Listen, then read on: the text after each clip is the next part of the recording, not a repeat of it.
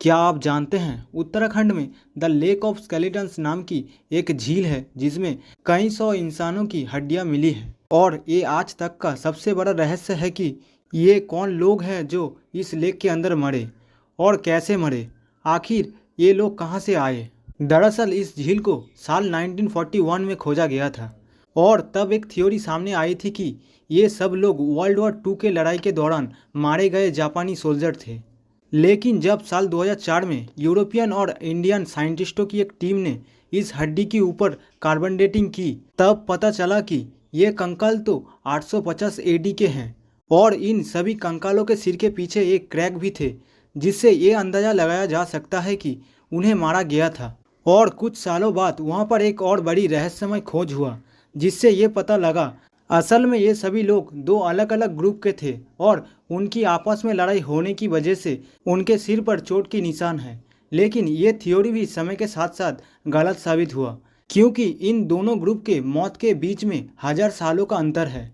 इसका मतलब यही है कि यहाँ पर दो अलग अलग घटना हुआ है। चौंका देने वाली बात यह है कि कोई हथियार भी नहीं पाया गया इस जगह पर और कोई ऐसा प्रमाण नहीं पाया गया है कि यहाँ पर कोई लड़ाई हुआ हो या फिर कोई रीति रिवाज हुआ हो। अगर लड़ाई हुई होती तो शरीर के अन्य हिस्से पर भी चोट के निशान होते, लेकिन इन कंकालों के सिर्फ सर पर ही चोट के निशान हैं। हैरानी की बात यह है कि इन कई सौ लोगों के कंकाल का रहस्य आज भी एक रहस्य बना हुआ है। नेक्स्ट फैक्ट, आज हम जापान में टोक्यो के पास मौजूद किलिंग स्टोन के बारे में बताने वाले हैं। पौराणिक कथा के अनुसार ये एक ज्वालामुखी चट्टान है और इसका आधिकारिक नाम सेसोसिकी है। कहा जाता है कि ये पत्थर कभी टे मोमो नोमे नाम की एक शैतान का घर हुआ करती थी। इस शैतान ने एक खूबसूरत महिला का रूप ले लिया था, जो कि साल 1107 से लेकर 1123 तक जापान के शासक सम्राट टोबा को मारने की साजिश में शामिल थी। वैसे तो ये पत्थर पर्यटनों के लिहाज से आकर्षक केंद्र था, लेकिन अब ये पत्थर दो हिस्सों में टूटने से पर्यटन यहाँ पर आने से डरते हैं। कुछ लोग अनुमान लगा रहे हैं कि एक बार फिर से कहर बरसाने के लिए बुरी आत्मा को आज़ाद किया गया है, जो 1000 सालों से इस पत्थर में बंद था।